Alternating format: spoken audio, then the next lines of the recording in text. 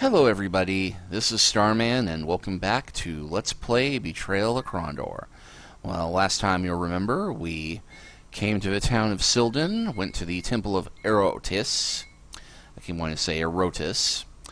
But the temple of the sea god, and we have been charged with a sacred quest to rid the countryside of Rusalki. Which is going to be a tad tricky, but we're going to give it a go,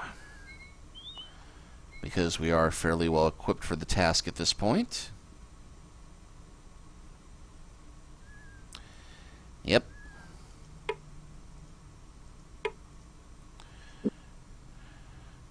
And hey, we have this whole little spell thing set up, and yeah, here's the spell I bought last time. I wasn't sure exactly what it did. Nathrach. It works the same as Eyes of Ishap, the Unseen, except that it allows you to, it gives you an overhead view, but it will only show magic items, which, you know, is not as useful as being able to sense vessels in general, and it costs a lot more, so forget it. And our other new spell, Dragon's Breath, creates a thick fog, so we can hopefully use this to increase our chances of ambushing. Although, we have in fact made it easier to sneak past them.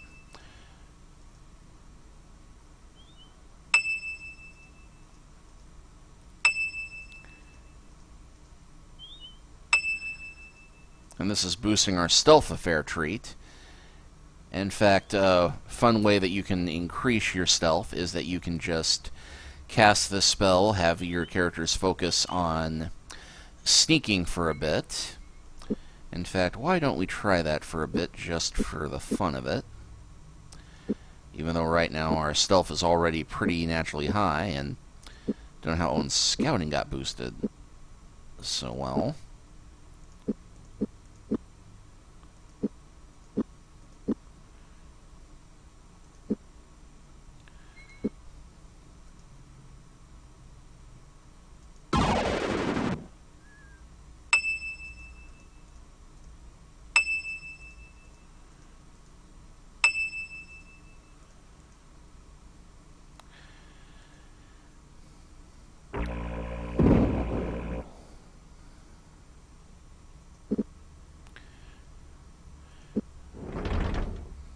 Okay, Skin of a Dragon.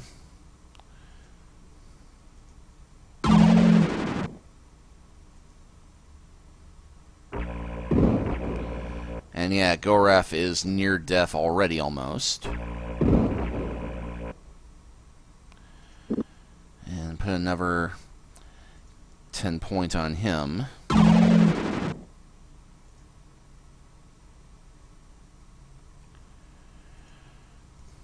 And better have him take some restoratives, otherwise he's not going to be much help in this fight.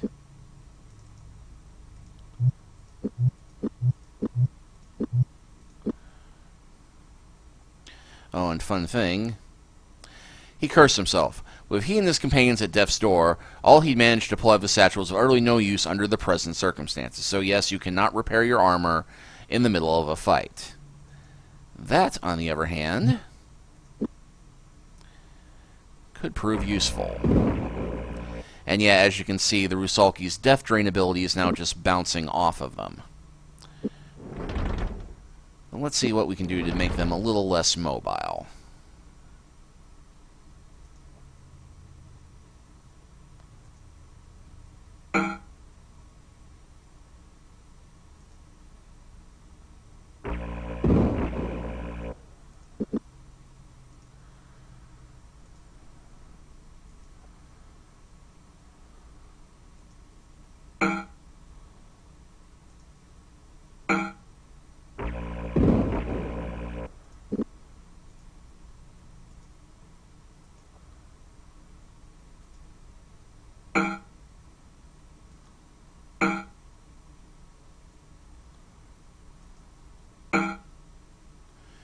Okay, one down.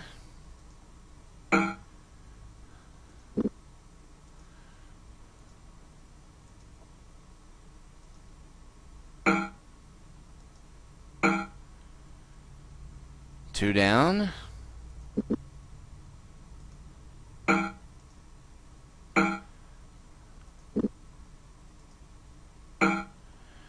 3 down.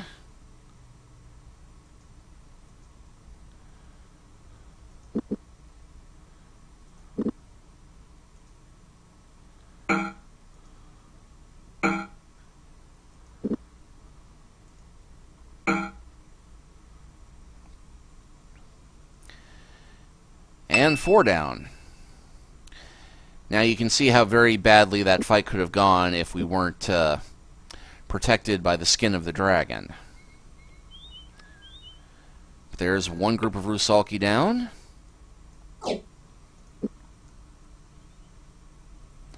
And we keep walking along this river road. I believe there's going to be 3 more groups of them. Though some of them only come out at night.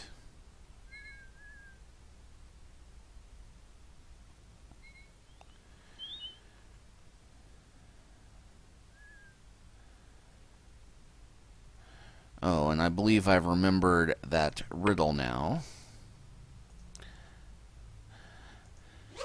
The reason why I always had trouble remembering this one is because the answer is very close to the one that we encountered last time. It is, in fact, briars.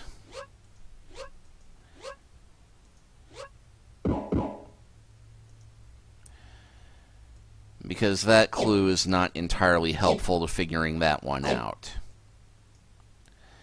It is so close to thorn, which we had the last time.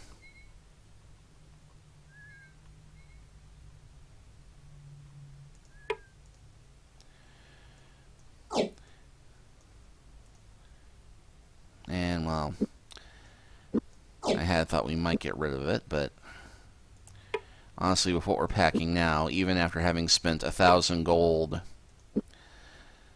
on spells, really no point.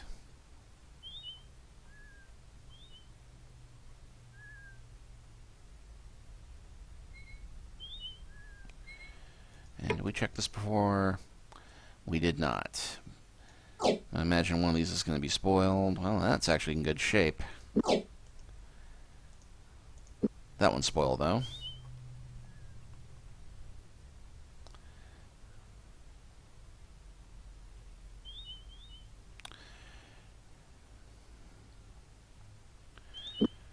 We'll go and wait until nightfall.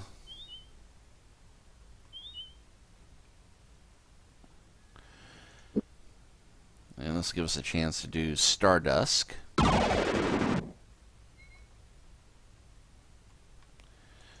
I don't think we encountered that one before either. Hey, a ruby.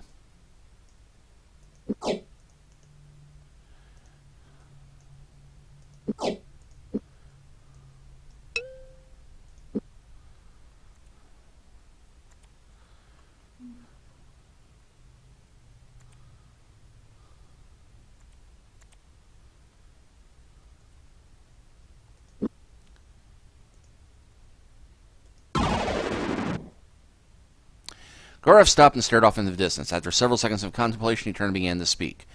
The hair on the back of my neck is telling me that something is out there, something evil. If we don't turn back now, I would suggest we at least proceed with great caution. And on that note...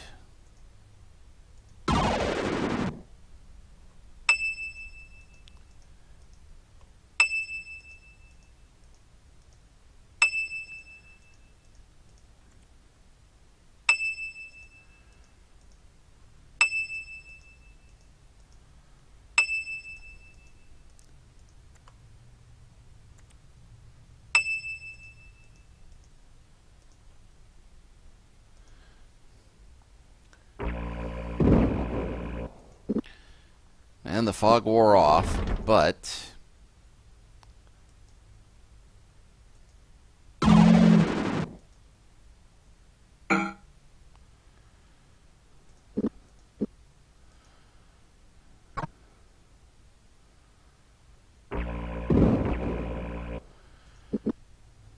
Good thing Locklear is drawing all the fire.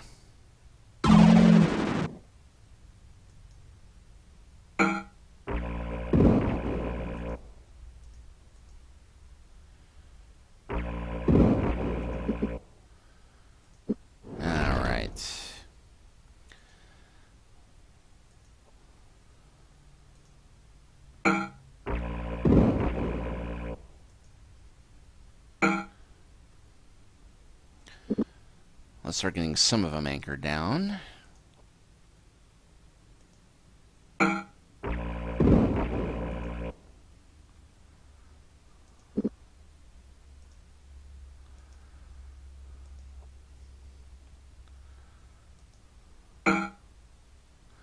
Alright, one down.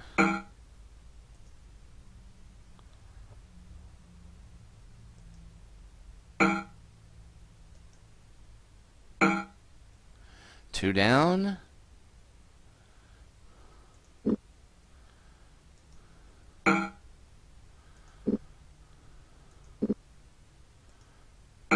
And three down.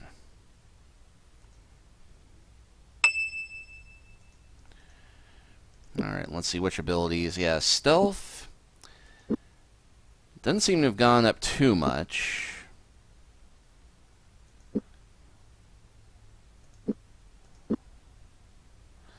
And we're able to just camp out here in the darkness, no problem.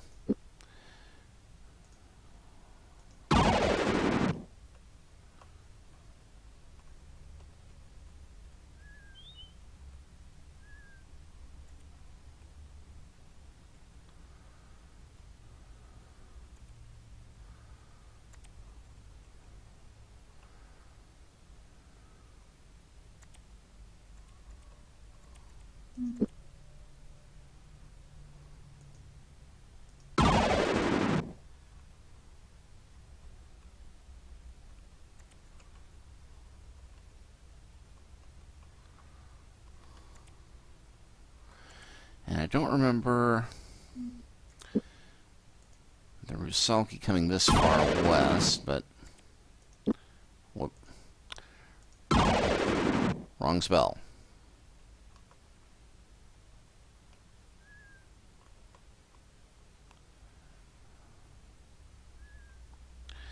Aha! Well, no wonder it's daytime now.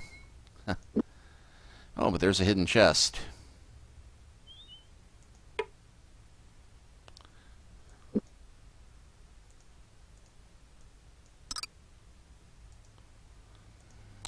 Nothing too useful, unfortunately.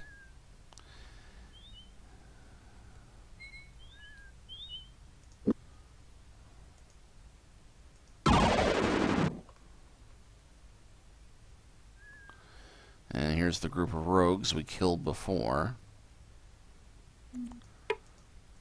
And yes, we emptied that one.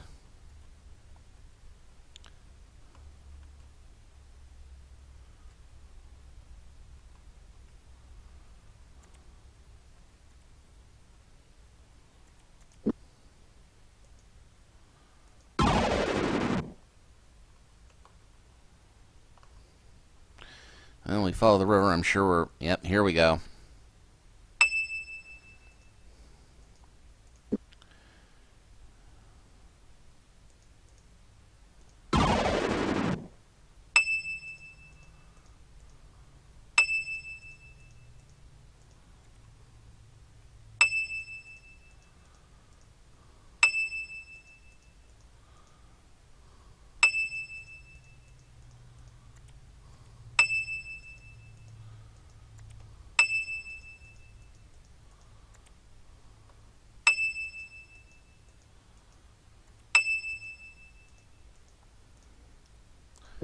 Let's see how long we can keep this going.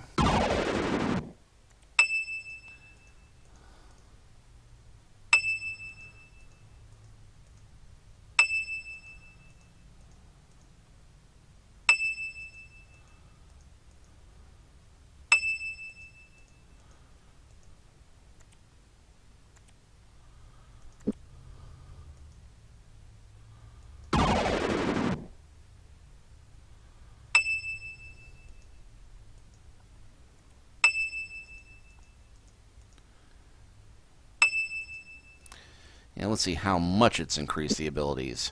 Wow, stealth is up to 80. Owyn's stealth is up to 80. Goraf's stealth is up to 83.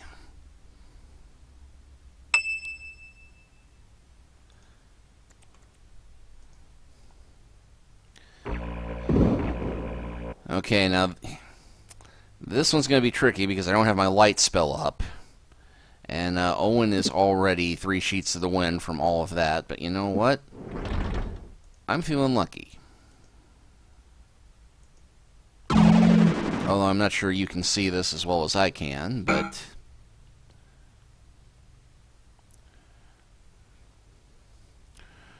we'll go for the challenge.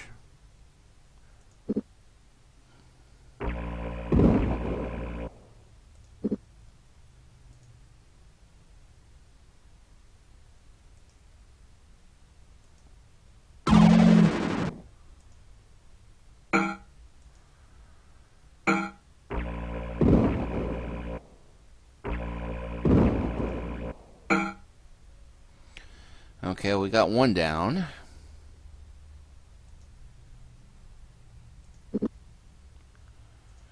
And better protect Owyn himself.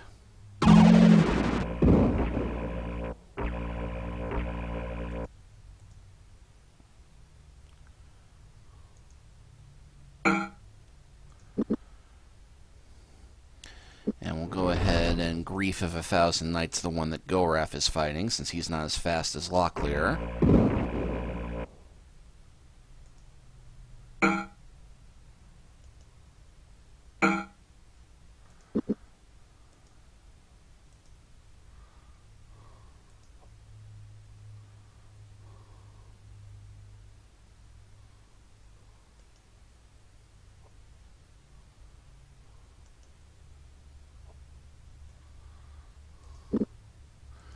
And finally,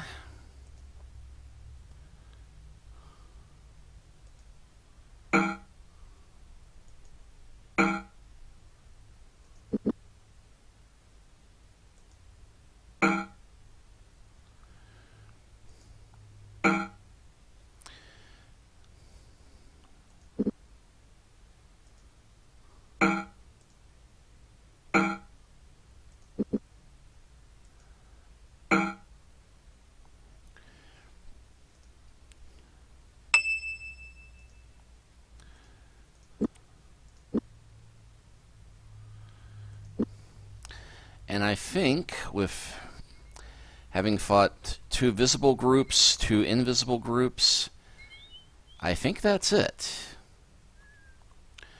But there's an easy way to figure it out.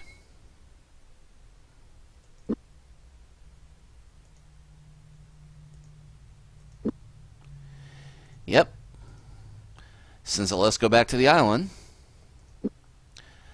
Locklear motioned to the figure across the room. The woman nodded and made her way across the wooden floor until she was standing before them. I have been expecting you for many days. My auguries have shown strangers that walk in the favor of Erotis. I assume that you must have completed your rites. It had very little to do with ritual, High Priestess, and much more to do with slaying spirits. You sound somewhat distressed. Be assured that you have slain no one, but freed those from this world that were naturally bound here. The Swimmer of the Deeps is pleased, and has allowed I may grant you a boon. So long as you and all of you shall live, any of you that come and petition before me shall be healed of anything that ails you. Such is the nature of Erotis' favor. Have any of you the need of healing? Oh yes, sister, lay your hands upon me. I think some of our injuries might be beyond my ability to heal. What do we need to do? You will find that your ills already heal as we speak. You shall feel fully restored by the time the Mist Devil returns you to Silden.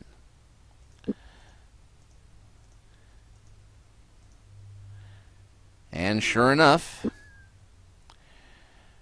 back to full health.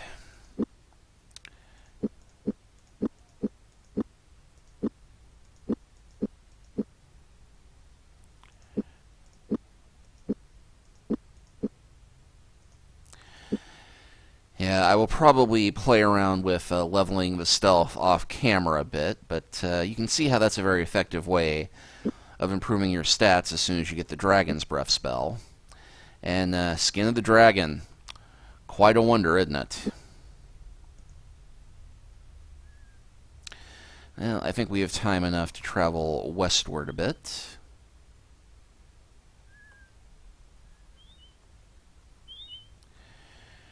Where we may meet another traveler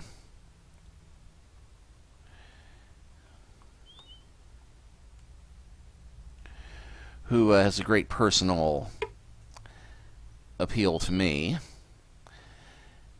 because I like this character enough that I named one of my RPG characters after him. Without looking away from the stranger on the road, Locklear whispered under his breath, "He's dressed in a Kessian manner. This may be trouble. Be ready to move in an instant should I say the word. You racist bastard, you. It's a hot day to be idling under the sun without shade. Can I assume you're waiting for someone?" Yeah, it is Abuk, and one thing I dislike about this, the good old games version of this, is that it got rid of some of the digitized speech for some reason. That it used to be that whenever you ran into a character on the road or a unique character in a tavern or some such location, you'd get a brief one line. And when you meet this fellow, he says, "I am Abuk, master of locks." So I created a dwarven rogue with the name of Abuk, who I build as the master of locks. And he wound up becoming one of the more notable characters I ever made for any pen and paper role-playing game. I won't bore you with the stories about him, but suffice it to say, once we retired that campaign, he was on the way to becoming the dwarven god of thievery, because there is not in any splat book I've looked at a dwarven god of thievery in any pantheon anywhere. But I digress. Anyway. The weird thing about this is that they talk about this guy looking Keshian, even though in Kesh is, in Raymond Feist's reality, a bit of a hodgepodge empire that's made up of several different nations, all to the south of the Kingdom of the Isles. Basically, imagine if ancient Egypt had wound up becoming the dominant force instead of the Roman Empire. Only that's a bit of an oversimplification, because the Keshians themselves, the true Keshians as they call themselves, are not quite Egyptian, except that they have pyramid-type buildings. But anyway, if you ever want to read a good, unusual fantasy novel, check out Prince of the Blood by Raymond Feist. It goes into detail about the Keshian culture and all the different little satellite nations that make up the Empire of Kesh, but I digress. Anyway, typically Keshians are described as being, very Nubian, very African prince-like, and this fellow looks more tall Scottish than anything, but again, I digress. Anyway, so I do. A spice trader came from Alex Cross, bound for Silden, so I must assume his journey is delayed for a time. We shall drink for a fortnight or two in the Empress Inn. Do you fear this trader will be harmed in Silden? Ah, with an eagle's eye you see the problem. The danger that awaits there is not intended for him, nor for any man done. Strangers have short lives across Silden when the crawler has convened a secret session of his assistants. And this crawler has called such a meeting? Even so. At dusk 2 nights ago, a raven was nailed to the doorpost of the Anchor Head Tavern, the sign that any that hadn't business in Silden should quit the town, and quickly. Such it has been for several years. What of a town constable? He does nothing about this criminal? In Kesh it is said the man cannot see that has gold in his eyes. A man will not look that has sin in his heart. I believe I understand. I think we shall be on our way then, and thanks for your news of Silden, which we just left with no problems whatsoever. Remember, heed the road sign. Wander no closer to Silden than you must, for the crawler's assistants have great conjolno, great power. Thank you, Abuk. We will remember your warning. Having already wasted the rogues that were guarding the road into Silden, we will remember your warning. And, yep, trap on the road, because we have another treasure trove of chests here. This one is not nearly as bad as it looks, though. The trick is just having Gorath be the one to very slowly walk through this.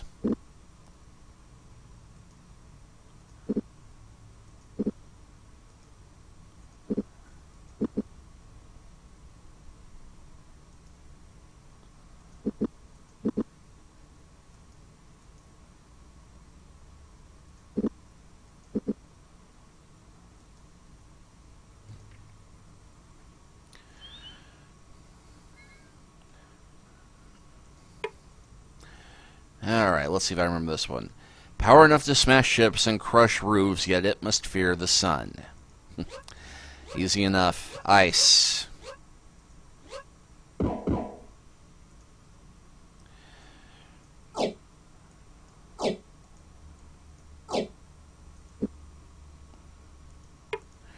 Alright. With sharp-edged wit and pointed poise, it can settle disputes without a noise.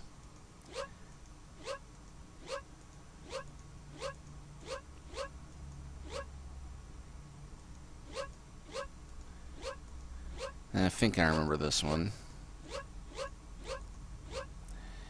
Yeah, I want to say shiv. It's not sheet. Oh, boy. Okay. I keep wanting to think it's knife, but it doesn't. K is not an option for starting. It's not dagger. Something like that, though. Oh, wait. Sword.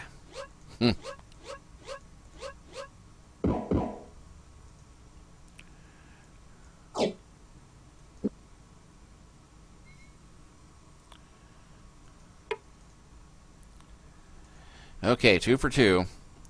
An untiring servant it is, carrying loads across muddy earth. But one thing that cannot be forced is a return to the place of its birth. Well, this one is, I remember, river. Hey.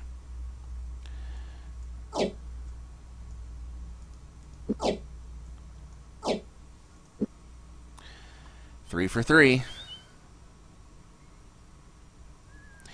Okay, now we may have a bit of a trick here, because the next village is Lighten, which, funny story about this, I don't remember the village of Lighten ever appearing on the maps in the front of Raymond Feist's books until after Betrayal at Krondor. And it may be an addition into the canon as a tribute to Sierra Online, who their little satellite company Dynex made this game.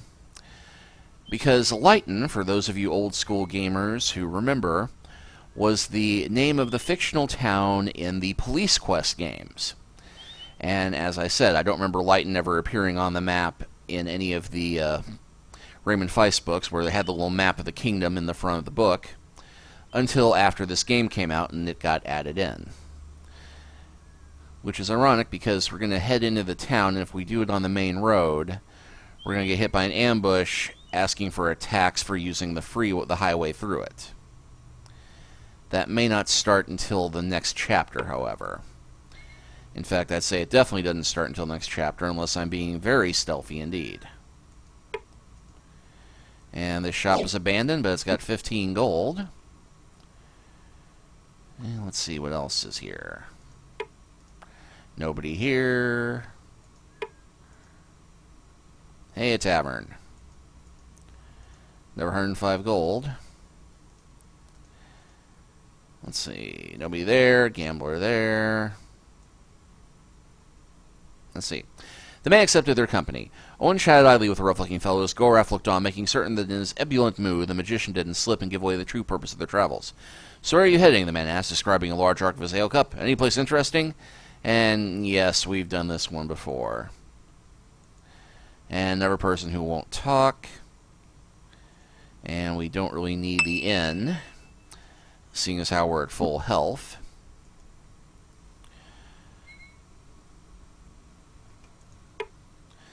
The door opened with a creak.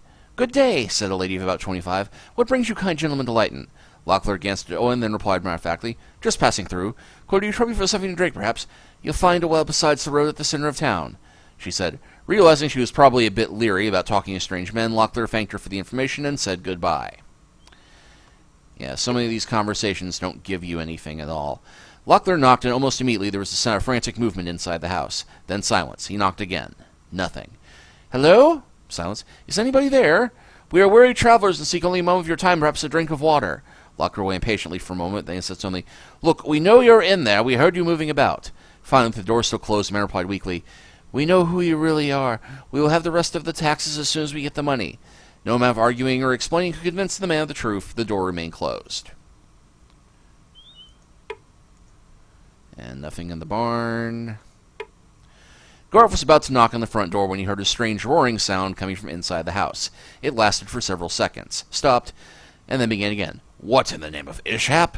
Goraf stood with his ear cocked to the door. Sudden realization dawned. With a smile, he turned to leave. Owen gave him a puzzled look. "We're leaving? It sounded like a wild beast in there. Perhaps we should see if there's anyone in need of assistance." "I'm afraid even if you were a master magician like Pug, you couldn't cure a snore like that. Come on, let's allow him sleep." Well, there are worse things we could have been interrupting. And that is the town of Lighten. Not much to it, really. Well, I think we'll go ahead and close this chapter here, and next time we will make our way around the bend and on to Malak's Cross. But before that, we will have a slight little divergent, or a slight little tangent to the Temple of Lim's Kragma, and we will finally get Owyn's armor blessed there. We'll see you next time.